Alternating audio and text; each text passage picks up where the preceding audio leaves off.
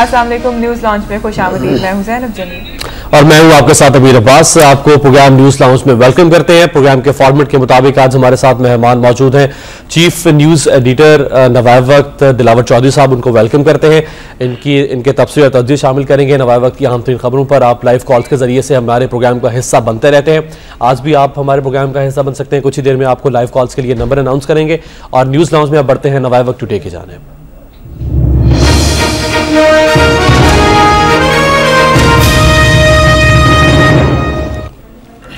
नवाब वक्त टुडे में पहली खबर जो हम लोग शामिल करेंगे वो ये है कि स्विस हुकाम को खत, उम्मीद है कि 18 सितंबर के बाद बेहतर ही होगा, मामला हल करने की पूरी कोशिश करूंगा वजीर आजम का ये कहना है। और एक और खबर शामिल करते हैं जो कि सबसे अहम है और पेट्रोल बम गिराया गया। रिकॉर्ड इजाफे का हुकूमती बम।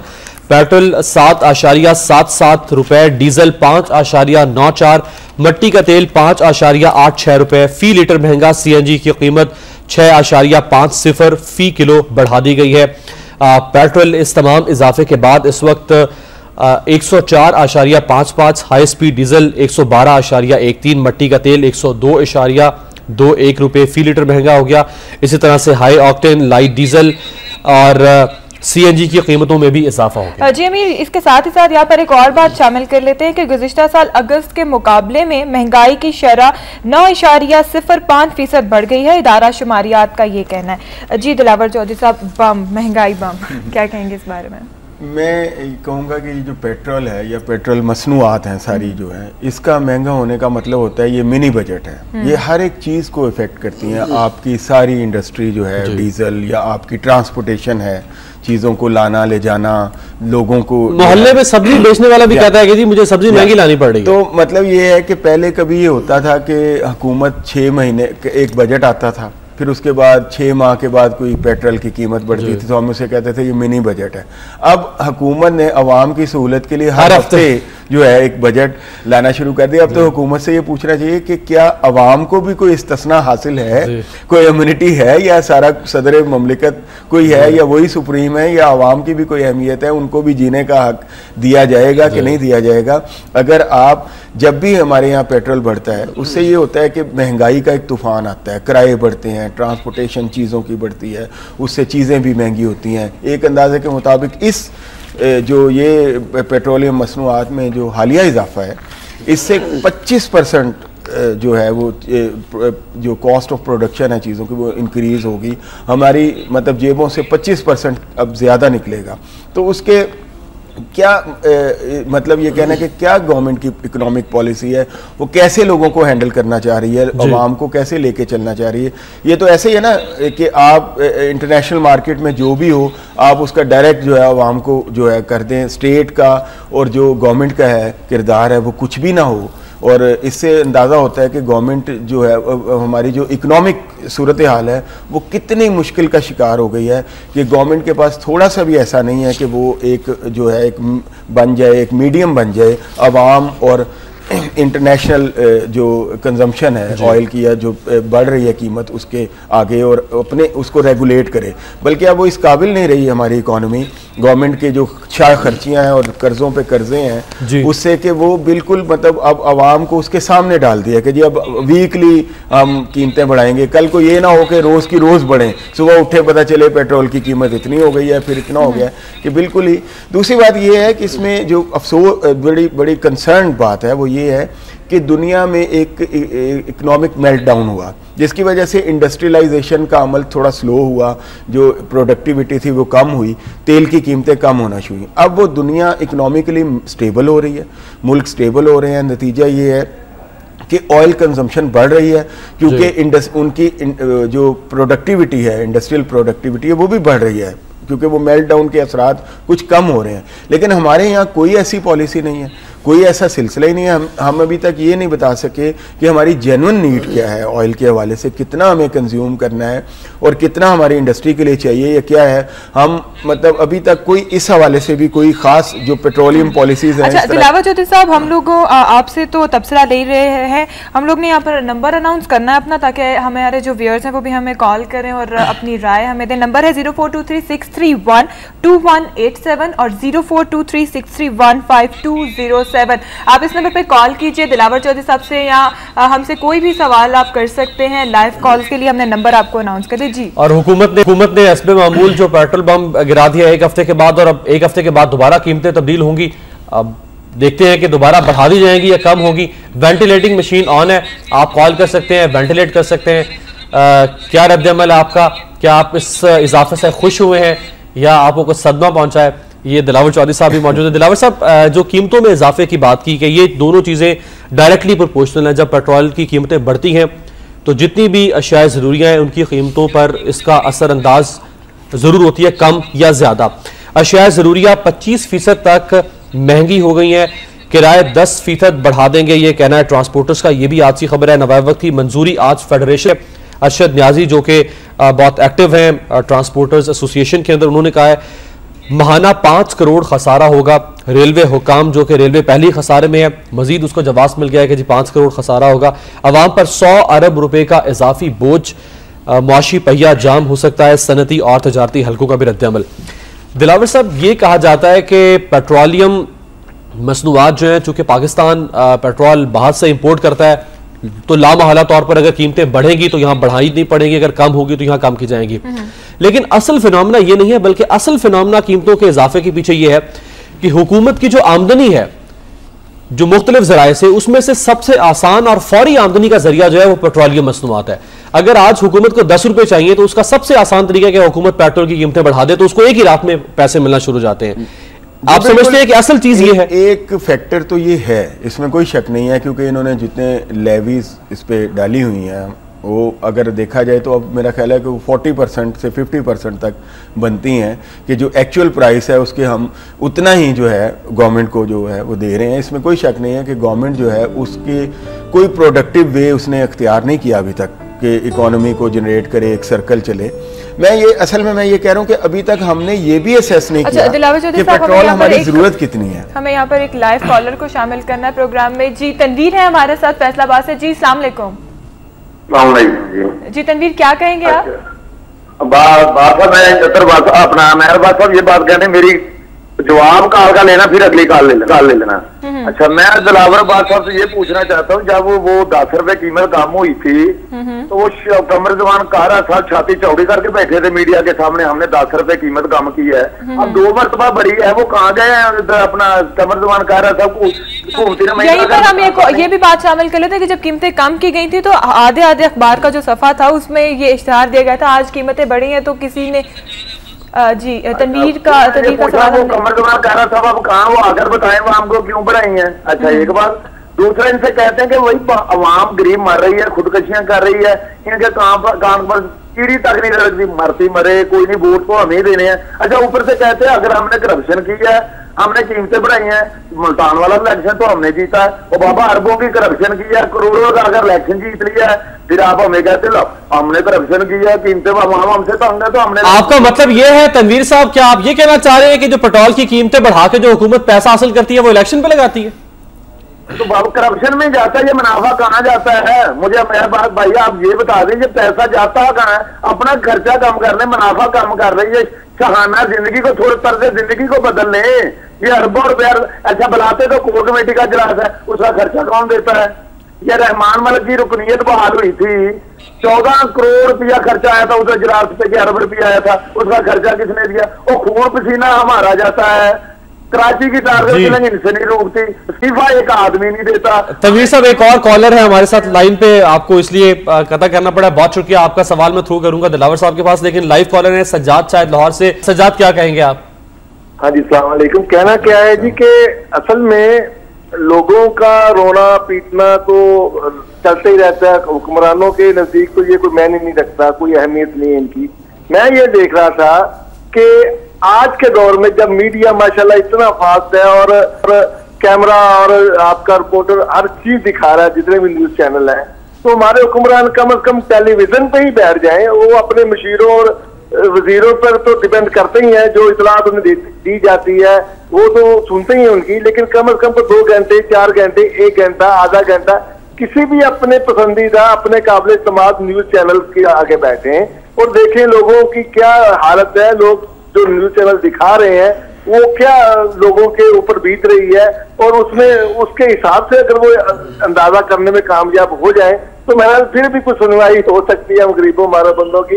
वरना ये तो मशीरों शिविरों में सब सबक ही दिखाना जी, हर तरफ सबक बाग ही दिखाया जाता है हुक्मरानों को। मैं हैरान हूं कि इतना फास्ट मीडिया और कैमरा हर जगह पहुंचता है, आपका जो नुमाइंदा है हर जगह मौजूद है, और एक एक छोटी से छोटी खबर भी है वो सामने मीडिया पर सब जानते हैं। सजाद साहब सब जानते हैं, कैमरा भी सब कुछ दिखा रहा है। कैमरे जब नहीं थे उस वक्त भी थे। सब कुछ जानने के बावजूद असल में अलमिया यह है कि जानने के बावजूद अनजान बनने की कोशिश करते हैं, जानते सब कुछ है। और आज तो बिल्कुल आपने ठीक है कि मीडिया सब कुछ दिखा रहा है। दिलावर साहब बहुत शुक्रिया। सजाद साहब, एक तो तनवीर साहब ने जो बात कही है उसमें भी कमेंट कर दें। और एक तो मैं छोटी सी बात ये करूंगा कि मीडिया भी अपनी रिस्पॉन्सिबिलिटी उस तरह अदा नहीं कर रहा, बात की अहमियत को ख़त्म कर दिया है कि हम बहुत सारी स्पेकुलेशंस को लेके चलते हैं, हकायक की तरफ कम, रेटिंग के चक्कर में ये वो, उसकी वजह से भी वो इफ़ेक्ट पैदा नहीं होता, वो इम्पैक्ट पैदा नहीं होता। दूसरा, हुक्मरान तो अवाम को वो जानते हैं, जैसा कि आपने कहा, मैं इससे बिल्कुल मुत्तफिक हूँ, लेकिन वो समझते हैं कि ये सियासी धड़ेबंदियों के ज़रिए, ये पार्टियों को मिला के, ये सेंटिमेंटलिज्म क्रिएट करके हम फिर वोट ले जाएंगे। अब हमें ज़रूरत है कि हम हुक्मरानों को जानें कि वो किस तरह अंदाज़ा लगा के बैठे हैं, जो कहते हैं चारों सूबों से फिर जीत जाएंगे ये वो, तो वो ये समझते हैं कि हम एक सेंटिमेंटलिज्म क्रिएट करेंगे ऐसा, और फिर धड़ेबंदियों की सियासत है, लोग फिर पीछे लग जाते हैं और कोई मसला नहीं है, जो मर्जी इनके साथ करते रहो, और उसके बाद लोगों को थोड़ा सा इमोशनल करना होगा और एक इलेक्शन का अपना अंदाज में। तो अब हमें ज़रूरत है, हम जो कि अवाम है, अब हमें ज़रूरत है, हुक्मरान हर चैनल को देख रहे हैं, वो समझ रहे हैं, अब हमें ज़रूरत है कि हम जो है वो एक और कॉलर शामिल कर लेते हैं। अली है हमारे साथ लाहौर से जी, अस्सलाम वालेकुम। वालेकुम सलाम जी। मैं ये कहना चाहता हूँ कि यहाँ पे ये चोर बाजारी है, ये कभी नहीं खत्म हो सकती, क्योंकि ये जितने भी ये पॉलिटिशियन है ना, ये सारे ही पॉलिसी मेकर है, और ये सारे ही एक दूसरे के साथ इनकी दुम बंधी हुई है, ये सारे एक दूसरे के साथ मिले हुए हैं। इनका एक ही इलाज है, इनको चौराहों में खड़ा करके इनको आग लगा दी जाए जिंदा, तभी इनको एहसास होगा कि किसी का बच्चा, किसी का बाप, किसी की बहन, किसी का भाई रोटी के लिए तरस के मर गया, दवाई के लिए तरस के मर गया। इतने कुत्ते कमीने लोग हैं, इनको कोई एहसास नहीं है कि लोग कुछ सड़क पर मर जाए, उसको दवाई के लिए मर जाए, पैसे के लिए मर जाए, कोई परवाह नहीं है। इनके अपने बच्चे जब मरेंगे ना, तब इनको पता चलेगा कि किसी के मरने के बाद तकलीफ क्या होती है। इन लोगों ने पेट्रोल बढ़ा दिया, आप चीखते चलाते रहे, हम चीखते चलाते रहे, इन्होंने नहीं सुनना। इनका एक ही इलाज है, इनको चौराहों में बहुत शुक्रिया। हमारे साथ कॉलर थे जो कि बहुत ही गमज़दा लहजे में बात कर रहे थे और बहुत ही ज्यादा उदास लग रहे थे। मैं समझता हूं सेंटिमेंटल एक्चुअली दिलावर साहब अगर अपना रवैया ठीक करे ज़ैनब, तो शायद लोगों को इन सख्त अल्फाज का चुनाव करना ही ना पड़े। लेकिन हम एक्चुअली जब बहुत ज्यादा सख्त अल्फाज इस्तेमाल कर लेते हैं, एकदम से अपना रिएक्ट कर देते हैं, तो फिर अपना कथारसिस करके नॉर्मल होके बैठ जाते हैं, फिर हुक्मरान फिर हम पे उसी तरह। इसलिए बेहतर यह है कि आप इनको चौराहों में आग ना लगाएं, बल्कि एक दफ़ा इन्हें हैरान कर दें। वो लोग ये समझते हैं कि हम जो मर्जी करें, हमारी नेशनल कॉन्स्टिट्यूएंसी की या प्रोविंशियल, हम तो एक खंबे को भी खड़ा कर दें तो वोट उसको मिल जाएगा। ये एक दफ़ा आप इन्हें इनकी जमानत जब्त करा दें ऐसे बंदे की, उसको हैरान करके रख दें, वो अपनी सियासी मौत खुद मर जाएगा, और फिर उसे पता चल जाएगा कि अब आवाम को जिस तरह के पैटी इश्यूज को साथ हैंडल कर रहा था, असर नहीं होगा। अगर असर हुआ होता तो सदर परवेज मुशर्रफ बाहर बैठ के फिर एक नई सियासी जमात बनाने की वो कोशिश ना करते। उसके पीछे तो और भी है ना, पब्लिक फंड्स भी मिलते हैं, सारा कुछ होता है, वो और भी। अब उनको कितने मतलब बाहर तो बैठे हुए हैं, अंदर भी तो जमानत उनकी भी जब्त हो गई थी ना 2008 के इलेक्शन में, बड़े बड़े बुर्ज गिर गए थे जब। मैं कहता हूं कि अब उनको तो एक सबक मिला है ना, कि अब वो अंदर नहीं आ सकते, अब जो कुछ कर रहे हैं वो बाहर बैठ के कर रहे हैं। 3 दफा तो वो अनाउंस कर चुके हैं कि मैं आ रहा हूँ, आ रहा हूँ, आ रहा हूँ। तो अब तो मेरा मतलब है वो ये तो एक सबक है, बल्कि अच्छा सबक। लाइव कॉलर है ज़ैनब शाह जी, गजल हमारे साथ है इस्लामाबाद से जी, अस्सलाम वालेकुम। वालेकुम सलाम जी। जी, क्या कहेंगे आप? मैं ये कहना चाहता हूँ कि जो हमारे हुक्मरान हैं ये बिल्कुल बेहिस हैं, इनके अंदर एक तो गैरत और हमीयत खत्म हो चुकी है, अवाम से इनका कोई ताल्लुक नहीं है, अवाम और हुक्मरानों में इंतहाई फासले बढ़ चुके हैं, और ये अभी ये उम्मीद लगाए बैठे हैं कि आइंदा इलेक्शन में हमें अवाम भरपूर मैंडेट देगी, हमें कामयाब करेगी।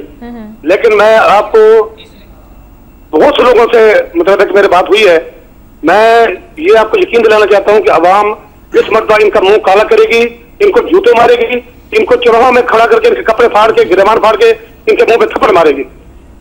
ऐसे गंदे लोग हैं, ये इन्हें एहसास तक नहीं है कि लोग किस तरह गुजारा करते हैं। लोग हर रोज आप सुनते हैं, पढ़ते हैं अखबारों में कि लोग खुदकुशियां कर रहे हैं, बच्चे बेच रहे हैं। वो फरहान साहब, ये जो जिन्होंने NA 151 में 60,000 वोट दिए, ये कौन थे? ये कोई पुतले थे, कोई कार्टून थे? ये भी आवाम में है। बिला शक मैं मानता हूँ आपकी बात, और लोगों ने वोट भी दिए हैं, लेकिन ये अब इन लोगों को भी अकल आ गई होगी जिन्होंने इन्हें वोट दिए हैं। मगर देखना, जब एक ये तो था अपना बाई इलेक्शन था, जब एक जनरल इलेक्शन होगा उसमें आप देखेंगे इंशाल्लाह ताला अवाम इनको बिल्कुल रद्द कर देंगे। इनको ये आज भिखारियों की तरह लोगों के दरवाजे पे वोट मांगने आएंगे, लोग इन्हें जूते मारेंगे। देखिए इंशाल्लाह ताला, खास तौर पर पीपल्स पार्टी और जिसको जो हमारे साथ है, काफिक है, ANP है, MQM है, सब ये चोर डाकू और लुटेरे इकट्ठे हुए हैं। खुदा इनको बर्बाद करे। पूरा माह रमजान हमने नमाजों में, रोजों में इनके लिए बददुआएं की हैं, झोले उठा उठा के। अल्लाह करे जिन बच्चों की खातिर ये जमा कर रहे हैं, इनके बच्चे नहीं रहे, अल्लाह करे। जी ठीक है, जी बहुत शुक्रिया। बहुत फरहान कॉल कर रहे थे इस्लाम, एक और लाइव कॉलर है जी हमारे साथ, लाइव कॉलर है जी। जी अस्सलाम वालेकुम। जी अस्सलाम वालेकुम, नदीम है हमारे साथ। जी मैं नदीम बेग बोल रहा हूँ जी। मैं आपसे ये कहना चाहता हूँ, ये इतने बेगैरत लोग हैं, इनको शर्म हमारे नहीं कॉलर्स बहुत हाइपर हुए। और ये देखें कि इनके साथ जो इनके एलाइज हैं, ये इनसे बड़े बेगैरत हैं। और नवाज शरीफ को देखें। अच्छा मेरी बात, हम जो केसेस बराह रास्त जा रहे हैं, हम माजरत के साथ आपको रुकना पड़ा है। थोड़े से अल्फाज अगर आप नर्म इस्तेमाल करें, जानते तो वो भी है कि वो क्या कुछ है, लेकिन महज़ब लहजे में तो यही हो सकता है कि खुदा ताला इनको गरक कर दे और इनसे हमारी जान छूट जाएगी। ये जो अलाइज है, पीपल्स पार्टी और मुस्लिम लीग, जब तक आपने अलायंस की बात की है, मैं आपको बता दूं कि मुत्तहिदा कौमी मूवमेंट ने का जो बयान सामने आया कि पेट्रोलियम मसनूआत की कीमतों में फौरी इजाफा वापस लिया जाए। वो हर दफा यही कहते हैं, वो बहुत बड़ा ड्रामा है MQM। वो हमेशा ये कहते हैं कि ये वापस लिया जाए। ये क्या तरीका है? इनको पकड़ के प्रेसिडेंट हाउस से जरदारी को बाहर घसीटे। मुझे बताएं कि ये क्या तरीका है नवाज शरीफ का? ये सब झूठ बोलते हैं। अब मेरे भाई, ये सब झूठ बोलते हैं।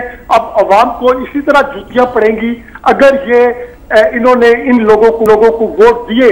और मुस्लिम लीग और पीपल्स पार्टी का वजूद अगर इस मुल्क में है तो ये मुल्क बर्बाद हो जाएगा। मैं आपको ये गारंटी देता हूँ। अवाम ये नहीं कहती कि जी जूते मारने कम कर दे, अवाम कहती है कि जूते मारने वाले बढ़ा दें। और जी ये अवाम का भी तो कसूर है ना। ये क्यों ये मुस्लिम लीग और पीपल्स पार्टी को अभी तक सीने से चिपकाए हुए हैं ये लोग? नदीम साहब, ये भी होता है ना कि अवाम का भी कसूर होता है। जिस सियासी जमात से उनको फायदा होता है उनको वोट वो देते ही देते हैं। बहुत शुक्रिया, नदीम ने भी अपने जो जज्बात है उनका इजहार किया। आज हमारे कॉलर्स जो हैं वो काफी पेट्रोल की कीमत, जो सिलेंडर पहले 300 में अगर फुल होता था CNG का, अगर आज 700 रुपए में फुल हो गया तो वो लोगों के जज्बात तो जाहिर है कि जब महंगाई इतनी बढ़ेगी और बस से बाहर होगी, 2 वक्त का खाना मुश्किल हो जाएगा, 2 एंड्स को मीट करना मुश्किल हो जाएगा, तो लोगों के जज्बात तो होंगे, इसमें कोई शक नहीं है।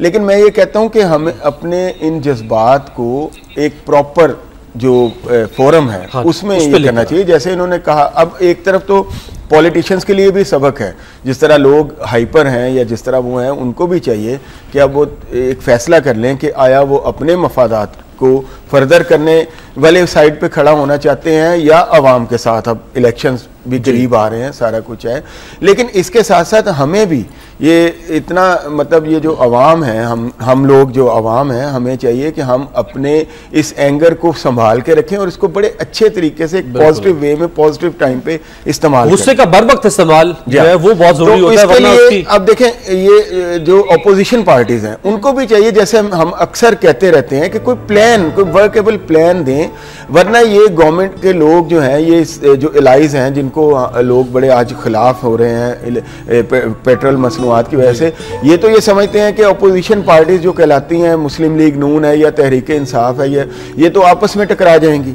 ये आपस में लड़ेंगी और हम चारों सूबों में भी हुकूमत बना लेंगे, मरकज में भी। तो ये तो बड़े कॉन्फिडेंट हैं, ये महज बात नहीं है उनकी, वो बड़े कॉन्फिडेंट हैं कि जो इलेक्शन का सिलसिला होगा वो बड़ा डिफरेंट होगा, लोग चाहे जितने भी आए। एक शहर कायद से एक कॉलर है जी, ख्वाजा अंजुम साहब कराची से। अंजुम साहब, वेलकम टू द शो। क्या कहेंगे आप? पेट्रोलियम मसनूआत पे हम बात कर रहे हैं, कीमतें बहुत ज्यादा बढ़ गई हैं, इसको बम, पहले तो बम कहा जाता था, आप किसके लिए भी कोई नया लफ्ज जो है वो तलाश करना पड़ेगा। देखें जी, हजूर अकरम सल्लल्लाहु अलैहि वसल्लम जब फौत हुए तो उनके चिराग में तेल नहीं था, इस हिसाब से वो फौत हुए थे।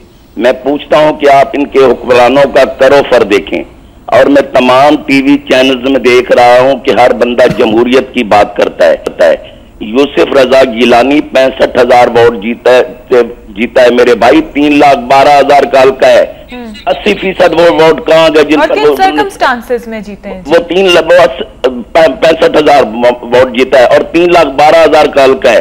30% वोट लेकर बंदा 80% पे हावी हो जाता है। आप जमहूरियत की बात क्यों करते हैं? कौन खड़ा हो सकता है बलूचिस्तान में बुगटी कबाइल के अंदर मुकाबले में? उसके मुकाबले में मरी खड़ा होगा, उसके मुकाबले में मेंगल खड़ा होगा, उसके मुकाबले में रईसानी खड़ा होगा, उसके मुकाबले में अचकजई खड़ा होगा।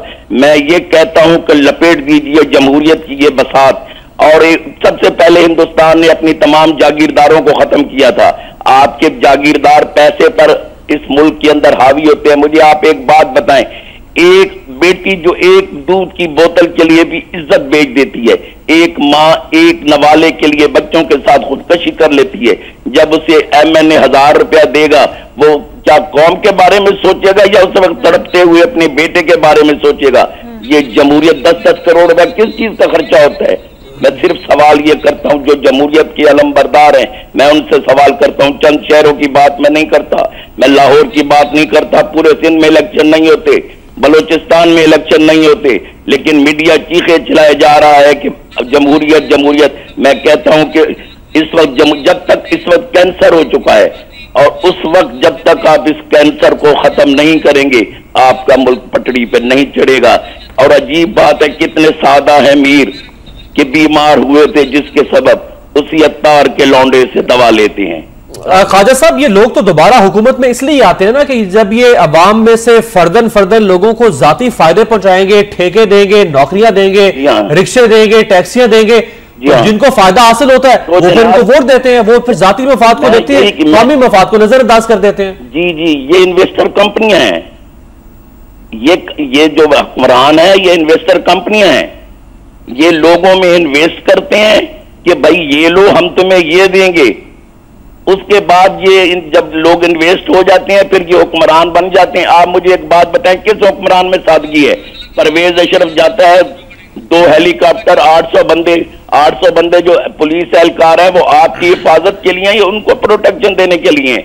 मीडिया को इस मौजू पे आना चाहिए। जमहूरियत की हमें कोई जरूरत नहीं जमहूरियत के बारे में हमें बात करने की। मैं खुद समझता हूं कि जमहूरियत क्या है। जमहूरियत किसने पेश किया? क्या खुदा और उसके रसूल ने पेश किया? चलिए जी, ये जमहूरियत का मुतबादिल निजाम, ये दिलावर साहब से भी पूछेंगे। आपका सवाल बहुत अच्छा है, बहुत शुक्रिया। ख्वाजा में एक और लाइव कॉलर हमारे साथ जी। अस्सलाम वालेकुम जी।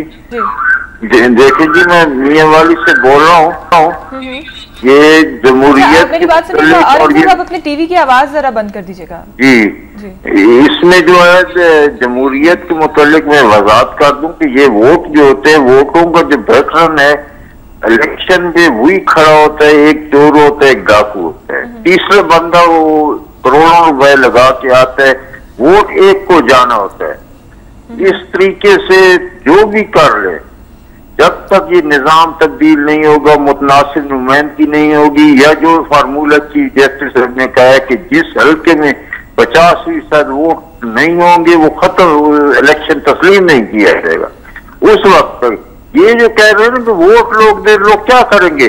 करोड़ों रुपए जिसके पास होगा वो आम बंद है तो इलेक्शन में आएगा नहीं, आएंगे वही, और वोट भी उन्हीं के बढ़ेंगे। और फिर भी वो दूसरी बात यह है कि ये जो जहां तक चैनल या टीवी पहुंचता है वो शहरी इलाके हैं, उसमें तो आप ये कर सकते हो, उसमें भी नहीं होगा क्योंकि बंदे तो वही होंगे ना, 2 नए बंदे तो कोई हो नहीं होगा ना। अब इसमें जहां चैनल नहीं पहुंचते, केबल नहीं पहुंचती, तो वो देहात है, वो तो इतनी के बंदे होंगे, 30-35% वोट ये। अब तीसरी बात ये सरायकी सूबे की है, इसमें भी 2 तबके हैं। 99% आम आदमी जिसका मसला पानी और ये नहरें और कालाबाग डैम, उन्हें बिजली का मसला है। दूसरे 1% तबका है जो रहते लाहौर में है और ये हफ्ते वाले दिन वहां वीकेंड पे जाते हैं और इक्तदार में भी वही रहने हैं। तो अब ये जो सूबे बन रहे हैं वो ये 1% के लिए बन रहे हैं। पहले उन्हें 2 सीटें मिलती थी, जब सूबा बन जाएगा तो वजारतें भी मिल जाएंगी। शुक्रिया। और अगले कॉलर को भी शामिल करना। नईम है हमारे साथ। जी नईम, बताइएगा क्या कहेंगे। वालेकुम अस्सलाम। दिलावर साहब, ये जो आपने एमकेएम की खबर सुनाई है, उन्होंने पेट्रोल की कीमतें वापस नहीं, वरना वापसी का मैंने सुनाई है, दिलावर साहब ने नहीं सुनाई, उनसे तो तबसरा लेंगे इस पर। चलो आप बता दें, मेरा 5 साल का बच्चा बता देता, पापा ये कीमतें फिर बढ़ने लगी हैं। इनके बुजुर्गों को नहीं पता लगता कि हमको कीमतें बढ़ने लगी, उस वक्त क्यों नहीं बोलते? जी, कीमतें बढ़ने से पहले मैं आपको बता दूं, कीमतों में इजाफा होने से पहले या कमी होने से पहले कम से कम 2 दिन पहले तमाम मुल्की रोजनामा जो है, अखबारें और चैनल्स के ऊपर खबरें आना शुरू हो जाती हैं। उस वक्त मैं यही पूछ रहा हूँ, हमको उस वक्त पता नहीं था ये बढ़ रही हैं कीमतें। ये अच्छा, ये अपनी सियासत चमकाने के लिए बाद में एहतजाज करते हैं। हमने कहा अच्छा क्या वजीर आज़म ने इसकी मंजूरी के बगैर इनकी एमकेएम की कीमतें बढ़ा दी हैं। दूसरी बात ये जो आप कह रहे हैं ना 60,000 है मूसा गिलानी ने, मैं साहब आप मैं वजीर आज़म मेरे बेटे को खड़ा कर दे, मैं 1 करोड़ 7 लाख लेकर बता देता हूँ। जब आप फंड देंगे, आपको याद है वो आवाम लीग में चरम दौर में हम इलेक्शन जीता करती थी, तो फिर उनका जनरल इलेक्शन में हाल आपने देखा था क्या हुआ था।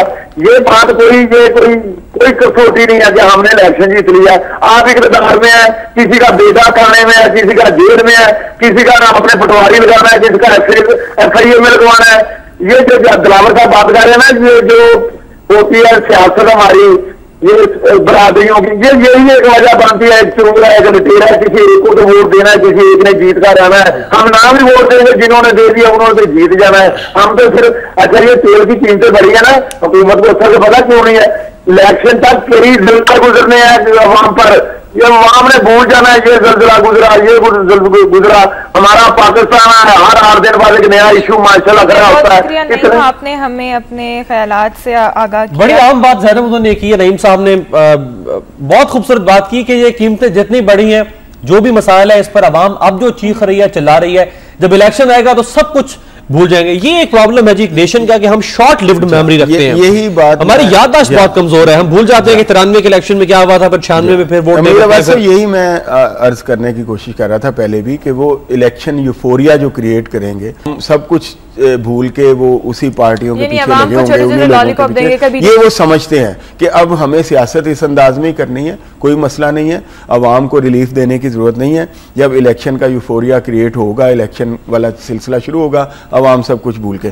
दूसरी बात यह है कि यहाँ कुछ साहिबान ने जमहूरियत के हवाले से, जमहूरियत महज वोट डालने का नाम नहीं है। पहली बात यह है कि एक साहब ने यह फरमाया कि वहाँ 3 लाख वोट हैं, 60 लाख लेके जीत गए, 60,000 लेके जीत गए, तो क्या हुआ? तो मैं कहता हूं कि क्या 2,40,000 लोग जो हैं, वोटर हैं, उन्होंने अपने हलके को जो है वो 60,000 की अक़लियत पे छोड़ दिया? ये तो बड़ी बुरी बात है ना। हमें आगे आना चाहिए, ना कि ये कि उससे बिल्कुल लाताल्लुक हो जाना चाहिए। उसके बजाय हमें जो खामोश अक्सरियत है उसको आगे आना चाहिए। दूसरी बात ये, जमहूरियत जो है वो जमहूर के मुतवातर एहतसाब का नाम है। हमारा जो दीन है जी, वो हज़रत अबू बकर सिद्दीक रज़ियल्लाहु ताला अन्हु जब खलीफा बने तो सबसे पहला खुतबा ये था कि मुझे रोक देना। अवाम को उन्होंने मुहतसब ठहराया है। जमहूरियत जिसकी हम बात करते हैं वो इस्लामी फलाही जमहूरियत है सही मायनों में, कि आप खुद जब तक एहतसाब मुहतसब का किरदार अदा नहीं करेंगे, महज वोट डाल के सो नहीं जाएंगे, बल्कि उसके बजाय पूरे मुहतसब के तौर पे अपने खुलफा से, अपने सरबराहों से ये तक नहीं पूछेंगे कि आपके पास ये 2 कहाँ से आ गई चादरें जिससे आपने ये कुर्ता बना लिया, या आपके पास ये कैसे है, आप क्यों इस तरह रहते हैं, जब तक कि ये पूरा एक जागने का अमल है, जब तक कि आप एक पूरे मुहतसब के तौर पे अमल नहीं करेंगे, महज चंद 25% लोग किसी हल्के में वोट डाल के उसको जमहूरियत का नाम दे देंगे, ये वाकई जमहूरियत नहीं है। लेकिन हम जिस जमहूरियत की बात करते हैं वो वही है जो कि इस्लाम ने जो है दुनिया को सिखाई है, और वही असल जमहूरियत है जिसमें अवाम का किरदार एक मुहतसब। जी, तीसरी खबर शामिल करते हैं जो कि है कि बाजोर से अगवा किए गए 12 फौजियों के सर कलम कर दिए गए, 3 को गोली मार दी गई। तहरीक तालिबान कुनर से हमला आवर होने वाले इन तालिबान ने बटोर गांव से 15 पाकिस्तानी सिक्योरिटी एहलकारों को अगवा किया था। तालिबान ने वीडियो भी जारी कर दिया इस बात की। जमीर, अगली खबर भी साथ ही शामिल कर लेते हैं हम। शिमाली वजीरिस्तान में ऑपरेशन अपने तरीके से करेंगे जी, मुश्तरका कार्रवाई नहीं होगी, ये कहना है जनरल अशफाक परवेज कानी साहब का। ऑपरेशन का वक्त और दीगर तफसीलात भी खुद तय करेंगे।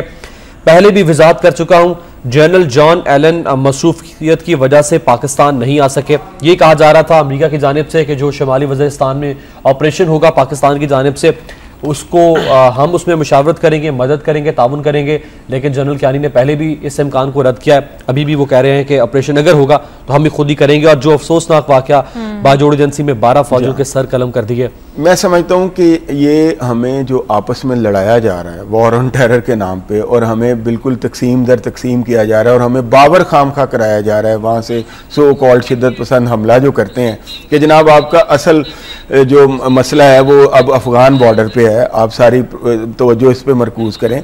असल में ये अमेरिका की जो वॉर स्ट्रेटजी है वो ये है कि सारा का सारा जो वॉर ऑन टेरर का बर्डन है वो पाकिस्तान और पाकिस्तान आर्मी पे डाल के आहिस्ता आहिस्ता वहाँ से फील्ड फोर्सेस को उठा लिया जाए, हटा लिया जाए और तमाशा देखा जाए।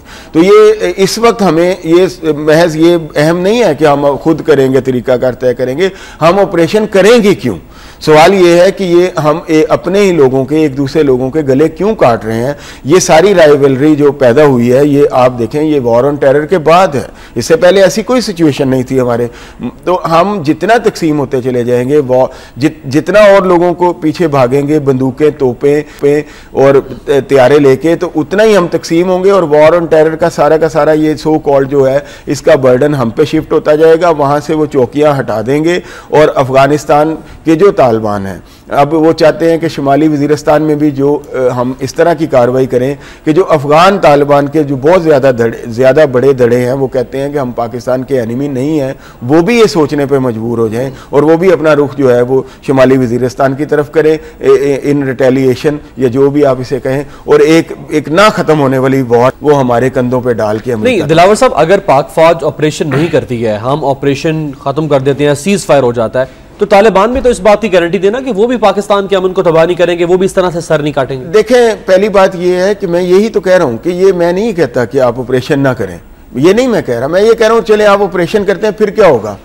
किसी भी ऑपरेशन का, किसी भी जंग के बाद में जो है वो एंड रिजल्ट नेगोशिएशन होता है। तो जो एंड रिजल्ट है, हम मतलब जो दो एनिमी भी लड़ते हैं उनका एंड रिजल्ट जो है वो मुज़ाकरात की टेबल ही होता है। खाली जो है स्ट्रेटजिकली आप ये सारे मसाइल हल नहीं कर सकते। आप वहाँ ऑपरेशन करेंगे, इंफ्रास्ट्रक्चर नहीं होगा तो क्या करेंगे, लोग आपकी हिमायत नहीं करेंगे, लोग आपसे खिलाफ हो जाएंगे। देखें ना, आप ये तो नहीं कर सकते कि आप शुमाली वज़ीरिस्तान को फोकस करते हैं तो वहाँ पे आप, मेरा ख्याल है जो कोलेट्रल डैमेज जिसे लोग कहते हैं कि मतलब आप 30-40%, 50% तो बेगुनाह लोग भी उसकी जद में आएंगे और इससे ज्यादा लोग जो है वो नकल मकानी पे मजबूर होंगे, तो क्या रिएक्शन होगा। अपने इलाकों में इस तरह करने के बजाय आप पहले जो है, सबसे पहले जो है वो मुज़ाकरात वाली बात हम क्यों नहीं करते, अपनी चीजों अपने ये तो थे दिलावर साहब। मैं आपको याद कर रहा हूं कि ऑपरेशन राय रास्त जब शुरू हुआ सवात में तो सूफी मोहम्मद के साथ मुज़ाकरात किए, लेकिन मुज़ाकरात होने के बाद उन्होंने दोबारा लोगों को मारना शुरू कर दिया और वहां पे जबरदस्ती इस्लाम कत्ल गारतगरी के जरिए से उन्होंने। इसका ये मतलब तो नहीं है, देखें वहां आपने मुज़ाकरात किए, अगर उन्होंने थोड़ा डेविएट किया, आपने ऑपरेशन किया, ठीक है, ये तो एक जस्टिफाइड है ना, हम ये नहीं कहते। अगर लोग स्टेट की जो लॉ की छतरी है, अम्ब्रेला है, उसके नीचे नहीं रहते और ये भी खतरनाक है, फिर आप करें अपनी जो ताकत इस्तेमाल करनी, लेकिन उससे पहले आप किसी के कहने पे, अब ये साफ पता चल रहा है कि हम जस्टिफाई कर सकते हैं कि नॉर्थ वजीरिस्तान में हम क्यों ऑपरेशन कर रहे हैं, सिवाय इसके कि अमेरिकन प्रेशर। और अमेरिका जो है वो मुसलसल ये बात करता चला जा रहा है कि हम जो है वो मुफाहमती पॉलिसी की मुकम्मल उसको बैकअप करते हैं। अफगान गवर्नमेंट जो कर रही है बिल्कुल मुफाहमत होनी चाहिए, वो ये पॉलिसी अपनाए हुए हैं। और हमारे पास सिवाय इसके कि हमारे अमेरिकन प्रेशर है नॉर्थ वेस्ट, और क्या है, या तो बताएं ना कि कोई रिट ऑफ गवर्नमेंट चैलेंज हो रही है, कुछ हो रहा है, या क्या है, या वो लोग मुज़ाकरात के जरिए मानने पर तैयार नहीं है, या आप ये सारी बातें हो चुकी हैं। ये तो एंड वॉर इज दी, जब वो कहते हैं कि जब जंग आती है तो इसका मतलब ये है कि आप सारे मुज़ाकरात के ऑप्शन इस्तेमाल कर चुके होते हैं, अमन के सारे ऑप्शन। जी हाँ, ये नहीं है कि पहले आप अपने इलाकों पे जंग मुसल्लत करें और बाद में सोचें। जंग तो खुद एक मसला है, जंग मसलों का हल कैसे दे सकते हैं। जी बिल्कुल, ये मैं यही अर्ज करना चाह रहा हूं कि सबसे पहले तो आप अपने इलाकों को सिक्योर करें, अपने लोगों के दिल जीतें, और फिर जब कुछ लोग, कोई फैक्शन अगर उसको नहीं तस्लीम करता, वो खुद ही सिंगल आउट होगा। वहां के जो लोग हैं नॉर्थ वजीरिस्तान के, वो कब चाहेंगे कि उनके इलाके में अनरेस्ट हो? क्या हम अपने इलाके में अनरेस्ट चाहेंगे? सब इन लोग पीसफुली रहना चाहते हैं। तो आप पहले उनको सिंगल आउट करें जो वाकई रियल माइनिंग में शरपसंद बनना चाह रहे हैं, जो नहीं मानना चाह रहे, उनको सिंगल आउट करें। आप मुज़ाकरात के जरिए ज्यादा लोगों की हमदर्दियां गेन करें। यहीं पर अगली खबर भी शामिल करते हैं, जो कि है एक अफसोसनाक खबर। पेशावर मतनी बाजार में बम धमाका हुआ, इसके नतीजे में 12 अफराद जाँ बहक और 18 जख्मी हुए। कई दुकानें भी तबाह हो गई हैं इस धमाके के नतीजे में। धमाका वर्कशॉप में खड़ी गाड़ी में हुआ, कई गाड़ियां भी तबाह हो गई हैं। जाँ बहक होने वालों में 2 बच्चे भी शामिल हैं। 5 जख्मियों की हालत नाजुक, मुश्तल अफराद का एम्बुलेंस पर धावा। शिमाली वज़ीरिस्तान के पॉलिटिकल तहसीलदार हाशिम गुल भी बेटे और भाई और कजिन समेत जाँ बहक हो गए सारे वाक़े में। देखें ना, जब भी हम बड़े अरसे के बाद, वैसे पेशावर में अगर मैं ये कहूँ, मैं वही कर रहा हूँ ना कि जब भी हम फॉरेन फोर्सेस का साथ देते हैं और सारा उनके कहने पे चलते हैं या उनकी बात मानते हैं, हमारे मुल्क में अनरेस्ट शुरू हो जाता है। मुझे ये बताएं कि क्या अमेरिका सही मायनों में कोई किसी लिबरेशन के लिए आया हुआ है, या किसी डेमोक्रेसी के लिए आया हुआ है, या किसी इक़दार की हिफाजत के लिए आया हुआ है, या अपने मफादात के लिए आया हुआ है? तो अगर उसको अपने मफादात बहुत प्यारे हैं, तो क्या हमें अपने मफादात प्यारे नहीं हैं? क्या हमने ये तय किया हुआ है कि हम एक क्लाइंट स्टेट ही रहेंगे और अपने लोगों को एक सोशल वेलफेयर स्टेट का कॉन्सेप्ट नहीं देंगे, उनको अमनो अमान नहीं देंगे? तो अपने लोग, अगर या तो ये तय कर लिया जाए कि हमारे ये लोग, हमने इनको हर तरह से कहा है, सारा कुछ किया है, तो उसके बावजूद ये नहीं मान रहे, तो हमें मजबूरन ये स्टेप लेना पड़े, तो एक जस्टिफाइड है। तो आप कभी, आपकी पॉलिसी इस तरह होती है कि आप नेटो सप्लाई भी बंद कर देते हैं, सारे कनेक्शंस तोड़ देते हैं, बिल्कुल ऐसे लगता है जैसे हम बिल्कुल पलट के नहीं देखेंगे। और कभी आप इस तरह होता है कि आप उनके कहने पे ऑपरेशंस प्लान कर रहे होते हैं और बिल्कुल जो लाइंस मिल रही होती हैं आप उन पे चल रहे होते हैं, और जो इंटरनल फैक्टर्स हैं उनको बिल्कुल इग्नोर करना शुरू कर देते हैं। फिर इंटरनल फैक्टर्स जो हैं वो किसी भी अनरेस्ट के, जो अमनो अमान की अनरेस्ट है, उसके ज़रिए वो अपना आप को तो शो करेंगे ही, एक नेचुरल सी बात है। क्यों नहीं हम, मेरा कहने का मतलब ये है कि ये हमारा मुल्क है, इसमें बसने वाले लोग डिफरेंट ऑफ ओपिनियन के हामिल हो सकते हैं, डिफरेंस ऑफ ओपिनियन होता है, लेकिन एक चीज़ जिसको सिंथेसिस कहते हैं कि सब मिल के एक चीज़ किसी न किसी पे कॉम्प्रोमाइज़ करते हैं, इसी का नाम जो है ये मतलब जमहूरियत भी है असल में, और इसी का नाम ये है जिसको कहते हैं कि एक यूनिटी, कि हम बहुत सारी चीज़ों पे डिफ़र करते हैं लेकिन एक चीज़ पे हम मुत्तफिक हैं कि अपने मुल्क को हमने वीक नहीं होने देना, या इसको हमने किसी और के जो आगे जो है वो इसको शिकार नहीं बनने देना इसको। तो जब हम आपस में लड़ेंगे, अभी तक कितनी फेवर की है ये ऑपरेशंस ने, बात ये है कि अभी तक हमारे यहाँ ये जितने भी ऑपरेशंस हुए हैं, इसका एंड रिजल्ट क्या है? 12 साल एक वाइल्ड गूज चेस है जिसके पीछे हम भाग रहे हैं और अपना सब कुछ गवाने पे तुले हुए हैं, और 80% हम गवा चुके हैं, अपनी इकोनॉमी को तबाह कर चुके हैं, फॉरेन इन्वेस्टमेंट का बेड़ा गर्क कर चुके हैं, कोई इंफ्रास्ट्रक्चर नहीं है मुल्क में, कोई एनर्जी का कोई सिचुएशन नहीं है, बल्कि ऐसी बात है कि हुक्मरान भी फिर इस तरह के ही हैं कि वो भी ये कहते हैं कि बस आप अमेरिकन लाइंस पे चलते रहें, उनकी बात मानते रहें, और अवाम का अल्लाह खैर सलाह। अल्लाह खैर सलाह। जी, शहबाज शरीफ साहब का बयान शामिल करते हैं। हुकूमत मिली तो वजीर पानी और बिजली बनकर 1.5 साल में लोड शेडिंग खत्म कर दूंगा। अली बाबा 40 शोर किबला दुरुस्त कर ले तो बिजली बहरान हल हो सकता है। मजलूमों की दाद रशी का मिशन हर हाल में पूरा करूंगा। पुलिस अपना किबला दुरुस्त कर ले। नए कब्रिस्तानों के लिए फंड्स जारी कर दिए गए हैं। शहबाज शरीफ की वफाकी हुकूमत पर कड़ी तनकीद, अंग्रेजी उर्दू में उन्होंने शायरी भी की है। फरतुल्ला बाबर जो कि सदारती तर्जुमान है, उनका बयान भी शामिल करते हैं। मुस्लिम लीग नून से राबिता है, कमीशन की तश्कीलें 9 हो सकती है, ना किसी ने काम से रोका। सुप्रीम कोर्ट के साबिक जज को चेयरमैन बनाया जाए। मुस्लिम लीग नून ने यह मुतालबा किया है। हुकूमती रवाबित से कमीशन की तश्कील 9 के इम्कानात पैदा हो गए हैं। सबसे पहले तो शहबाज शरीफ साहब के इलेक्शन जीतने के लिए कि हुकूमत मिली तो वजीर पानी और बिजली बनकर। देखिए, मैं समझता हूँ कि ये इलेक्शन जीतने की बात है या नहीं है, लेकिन मैं ये समझता हूँ कि कोई इतना बड़ी कोई मैजिक वॉन्ड नहीं आपने घुमानी है। एक कन्विक्शन की बात है। आप अपने डैम्स, कालाबाग डैम या दूसरे डैम्स के लिए सीरियस हों, अभी से काम शुरू करें। पेट्रोलियम का जो है कि हम इतना सारा पेट्रोल और डीजल और ये सारा कुछ फर्नेस ऑयल जो इंपोर्ट करते हैं, वो उसका भी बिल कम हो जाएगा, हमें फिर इतनी ज़रूरत नहीं रहेगी, इतना वो असरअंदाज नहीं होगा जब हम हाइडल तरीक़ों से पानी बिजली जो है वो पैदा करने की कोशिश करेंगे। तो ये मैं शहबाज शरीफ साहब जो कह रहे हैं, मैं समझता हूँ कि हर एक को इस पे सोचना चाहिए। 4.5 साल में हुकूमत ने कितने इजलास इस पे बुलाए हैं सीरियसली कि हमें एनर्जी क्रंच का जो प्रॉब्लम है उसको हल करना है। मेरा ख्याल है साहब, जब ये इमरान खान दावा करते हैं कि जी मैं 3 महीनों में या 6 महीनों में या 1 साल में बिजली का बहरान खत्म कर दूंगा, तो नून लीग उन पे तनकीद करती है। खुद भी अब ये 1.5 साल की वो दे रहे हैं, तो कि राजा परवेज अशरफ की तरह फिर इनके भी तो नहीं वो बयान में। मेरा ख्याल है कि अगर कोई इसमें है इस बात में तो उसको इस तरह नहीं लेना चाहिए, बल्कि इस तरह लेना चाहिए। मैं बात यह है कि नून लीग को इमरान खान पे भी खामखा की तनकीद नहीं करनी चाहिए, या हमें भी अपने जो पॉलिटिशियन जो कन्विक्शन का इजहार करते हैं उस पर नहीं करनी चाहिए। लेकिन इमरान खान के हवाले से जो बात है ना, वो ये है, सबसे पहली बात यह है कि जब उन पर तनकीद होती है तो वो उसको थोड़ा इमोशनली लेते हैं, उसको रैशनली नहीं लेते। जो मेरा उन पर एतराज़ है, मुझे नहीं पता हाइपर हो जाते हैं। जी हाँ, जैसे उन पर कहा जाए कि अगर आप 90 रोज में कैसे करप्शन को खत्म करेंगे, तो वो उस पर और ज्यादा हाइपर होकर ये फरमा देते हैं कि बड़ी करप्शन तो मैं 9 घंटे में खत्म कर दूंगा। तो भाई कैसे खत्म कर देंगे, ये तो बड़ा एक मतलब इंटरेस्टिंग सी बात है ना। तो आप उसके बजाय अपने फिगर से, और ये एक बड़ी कि ये 90 रोज और ये 9 घंटे या 90 रोज वाले जो चक्कर है, ये हम बड़े पुराने सुनते चले आ रहे हैं। हमें वैसे भी चिढ़ हो गई है 90 रोज वाली बात से, क्योंकि मैं तो बच्चा था जब से ये 90 रोज वाली ज़ियाउल हक साहब वाले भी सुने हैं, सारी बातें सुनी है।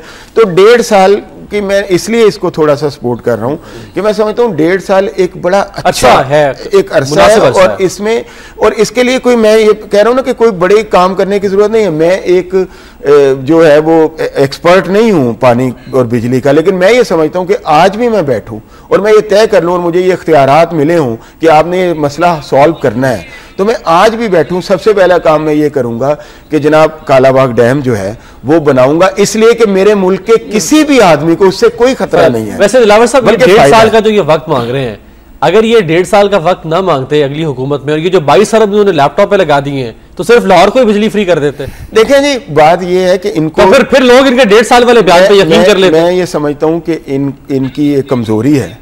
आप बिल्कुल सही बात है कि इन्होंने ये एक बात की आज से 2 साल 3 साल पहले कि हम खुद जनरेट करेंगे बिजली, लेकिन अभी तक प्रैक्टिकली कुछ नहीं हो सका। उसमें कुछ फेडरल की तरफ से भी रुकावटें आई, जैसे नंदीपुर, टेक्निकली नंदीपुर के जो कई जो प्रोजेक्ट्स के कई मशीनरी है, चीचों की मलिया, वो रुकी हुई है। 21 का यूनिट खरीद के अवाम को 7 का बचे, ये गलत है। तो सिर्फ कराची की अवाम को रिलीफ दिया गया, इस तरह कुछ नहीं, इस तरह हुआ है। ये मतलब ये बड़ी हद तक हमारा जो ये इनका कहना है। देखें ना, बेसिकली अभी तक तो बिजली जनरेट करना या बिजली प्रोवाइड करना वो तो फेडरल का काम है। इनको चाहिए कि ये इसके लिए, अब ये किसी कोर्ट्स को नहीं मानते, सारे बुनियादी जो हुकूक हैं आवाम के, उसके तहत सबको इक्वली ये करना चाहिए। खुद मानते हैं कि हम जी पंजाब 55% इस्तेमाल कर रहा है, ये कर रहा है, वो कर रहा है, तो पंजाब 65% ऑफ द कंट्री भी तो है ना पॉपुलेशन। अच्छा, लाइव कॉलर्स भी 2 हैं, मैं सिर्फ एक आखिरी कमेंट इस पे आपका लेना चाहूंगा कि शहबाज शरीफ साहब कह रहे हैं कि अगली हुकूमत हमारी आई तो मैं वजीर पानी और बिजली बनूंगा। इसका मतलब है कि शहबाज शरीफ अब आइंदा वजीर आला तो नहीं बनेंगे ना? जब वो ये कह रहे हैं तो ये बात मान लेनी चाहिए। वफाकी वजीर ऐसा तो नहीं होगा ना कि शहबाज शरीफ साहब पंजाब के वजीर आला भी बने और वजारतों की तरह वफाकी वजारत भी अपने पास रख लें? नहीं, ऐसा नहीं हो सकता, इसलिए कि या तो वो पार्लियामेंट के रुकन होंगे तो या प्रोविंशियल असेंबली के होंगे। अब ये नहीं हो सकता कि आप पार्लियामेंट के रुकन। अच्छा, ये भी हो सकता है कि पानी और बिजली का वजीर बनने के बाद वजीर आजम का ओहदा मिल सकता है, तो शहबाज शरीफ उस स्ट्रेटजी पे ना चल रहे हैं। राजा साहब को फॉलो कर रहे हैं, ये भी हो सकता है। हमारे साथ अबू बकर है जी। अबू बकर, अस्सलाम वालेकुम। अस्सलामुअलैकुम। मैं ये कह रहा था कि ये जो शहबाज शरीफ साहब का बयान है, इससे तो साबित होता है कि अगर ये हुक्मरान जो मौजूदा है अगर चाहते तो 150 साल में ये भी ये मसले का हल निकाल सकते थे, लेकिन इन्होंने इस तरह तवज्जो नहीं दी, शायद ये देना ही नहीं चाहते, या फिर शहबाज शरीफ की एक बरक है, एक नारा है। दूसरी बात यह है कि ये मरकज वाले कहते हैं कि पंजाब वालों को हमने इख्तियारात दे दिए, सूबों को इख्तियारात दे दिए, सिंध हो या बलूचिस्तान हो या दूसरे सूबे हो, कि वो बिजली अपनी पैदा खुद कर सकते हैं। तो तब इस सूरत में ये मरकज पर क्यों इल्जाम रखा जाता है कि ये मरकज रुकावट है बिजली पैदा करने में। तीसरी बात ये है कि देखें लोगों का जो हाल है वो तो अपनी जगह पे है ही। अगर अच्छा, हमें आपकी कॉल ड्रॉप करनी पड़ी है अबूबकर। हमारे साथ एक और कॉलर है, ये हमारे साथ आखिरी कॉलर होंगे, इसके बाद एक दो खबरें हम लोग शामिल करेंगे। जी हमारे साथ नबी बख्श हैं इस वक्त लाइन पे मौजूद। जी अस्सलाम वालेकुम। वालेकुम सलाम। जी नबी बख्श बताइएगा, क्या कहेंगे आप? मैं ये कहूँगी कि दिलावर साहब जो कह रहे हैं कि तो ये हमारे अपने हैं, तालिबान ये अपने हैं, ये तो इमरान खान नवाज शरीफ वाली सोच है। किस चीज के भाई अपने हैं? आपकी गले काट रहे हैं, आपकी फौजों पे हमले कर रहे हैं, आपकी सोच कब निकलेगी? ठीक है, शुक्रिया नबी बख्श, हमने आपकी कॉल शामिल की, लेकिन हमारे पास चूंकि वक्त की किल्लत है तो हम लोग को ड्रॉप करनी पड़ी कॉल आपकी। आपके व्यूज हमने ले लिए। अगली खबर हम शामिल हैं जो कि ये है कि ईरान के जोहरी प्रोग्राम की हिमायत करते हैं नैम कॉन्फ्रेंस और अस्करियत पसंदी के खात्मे के लिए लोगों के दिल जीतना होंगे, सदर जरदारी ने खिताब किया नैम कॉन्फ्रेंस में। इसके साथ ही साथ हम लोग अपनी अगली खबर भी शामिल कर लेते हैं जो कि ये कि गुजरात में मुस्लिम कश फसादात, बीजेपी ने की साबिक खातून वजीर समेत 32 मुजरिमों को उम्र कैद। मैं थोड़ी सी वजाहत कर दूं इस हवाले से कि मैं ये कह रहा हूं कि जब आप शुमाली वजीरिस्तान में ऑपरेशन करेंगे तो वहाँ से जो IPDs आएंगे, इतने वो इंटरनली जो डिस्प्लेस्ड लोग होंगे वो तालिबान नहीं होंगे। वहाँ के 4-5 लाख जो हैं वो बेचारे बन जाएंगे खाना बदोश, सारा कुछ होगा। उनके क्या सेंटिमेंट्स होंगे? अब यहाँ अगर चंद सौ शरारती लोग हों या ये क्रिएट किया जा रहा हो, देखें ना आपको अब अफगानिस्तान की साइड से जो अटैक्स हो रहे हैं, ये कैसे हो सकता है कि वो जो अमेरिकन ISAF है या नेटो हैं उनकी कॉन्सेंट उसमें शामिल ना हो? वो ये तासुर देना चाह रहे हैं कि इस तरह का आपको थ्रेट है, आप ये करें, ये सारा प्रेशराइज कर रहे हैं। क्या वो फिर दूसरी सूरत में क्या वो हमारे मफाद की बात सोच रहे हैं और कि आप नॉर्दर्न वजीरिस्तान पे जो है वो ऑपरेशन करें? इसका मतलब है अगर ये बात मान ली जाए, मैं ये नहीं कह रहा, अगर चंद शरपसंद लोग हैं भी तो क्या उनके लिए पूरे उस को जो है वो डालें तकलीफ में, या हम उनकी मदद से वहाँ जो लोग हैं उनके दिलों को जीत के सही मायनों में उनके साथ एक होके उन्हें एहसास दिला के उनको ड्रोन अटैक से महफूज करके सारा कुछ करके उनकी मदद से उन शरपसंद लोगों को जो है वो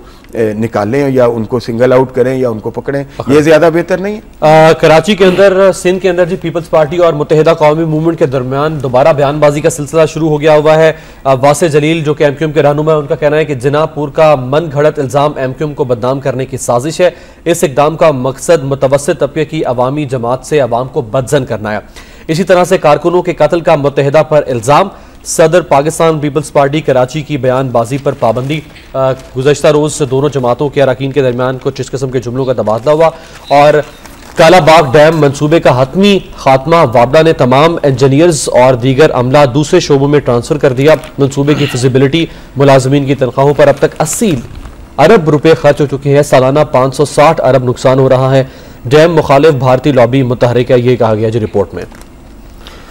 एक पहली बात तो ये है कि ये जो कराची की जो सूरत हाल है, इसमें अब जो फिगर्स सामने आ रहे हैं कि सैकड़ों पीपल्स पार्टी ये दावा कर रही है, जो पटेल साहब ने भी फरमाया था, जिस पर इन्हें जो है जुबान बंदी का फरमान जो मिला है, तो वो यही है कि वो ये हम कह रहे हैं कि हुक्मरान क्या कर रहे हैं तो हमारे ख्याल क्यों नहीं करते? वो तो अपने कारकुनों का भी वहाँ ख्याल नहीं कर रहे। अगर ये रियलिटीज हैं तो उनको इस बात के लिए बड़े सीरियसली अपने पार्टी लेवल पे ही जो है वो आंसरेबल होना चाहिए कि ये क्या हो रहा है, और वो बिल्कुल उससे जो है वो उसको बिल्कुल ध्यान में लाए बगैर जो है वो अलाइज खेल रहे हैं। तो ये क्यों है, ये कैसा है? इस पर इसके साथ ही एक आखिरी खबर भी शामिल कर लेते हैं। भारत की मुज़ाकराती टीम कश्मीरियों को धोखा देने के सिवा कुछ नहीं है। अरकान सिविल सोसाइटी मुज़ाकरातकारों की रिपोर्ट फजूल मशक है। इजलास के दौरान रुकन असम्बली ने अवराक फाड़ दिए और मसालतकारों की जानिब फेंक दिए। रिपोर्ट में मसला कश्मीर को हल करने के बजाय इंतजामी मामलात पर ज्यादा तवज्जो दी। देखें जी, ये मुज़ाकरातकारी, ये सारा कुछ जाहिर है ये फ्रॉड है। कश्मीर का एक ही हल है और वो ये है कि इस्तिस्वाब राय, वहाँ के लोगों को ये हक दिया जाए जो कि अक़वाम मुत्तहिदा की करारदादों के मुताबिक। अगर पाकिस्तान इस मौके पर कायम है और अगर भारत को डर नहीं है, अगर भारत को इस बात का डर नहीं है कि कश्मीरी अवाम उससे नफरत करती है, तो आज सामने वाली ये है कि फिर दूसरा ये कि आप सबसे बड़ी जमहूरियत होने का भी दावा भी करते हैं, तो जमहूरी फैसलों की नफी भी कर रहे हैं। जो एक कम्युनिटी है जो एक है उस पर आप जमहूरियत का सारा जमहूरी अमल जो है वो बंद करके बैठे हुए हैं और बिल्कुल उसको ब्लॉक किया, सबूताज किया हुआ है आपने। बहुत शुक्रिया दिलावर चौधरी साहब, चीफ न्यूज एडिटर नवाब वक्त हमारे साथ मौजूद थे। आपकी लाइव कॉल्स का भी बहुत शुक्रिया जिस तरह आप हमेशा करते रहते हैं। न्यूज लाउंज के साथ दोबारा हाजिर होंगे पीर के रोज, और यहां वक्त हुआ एक ब्रेक का।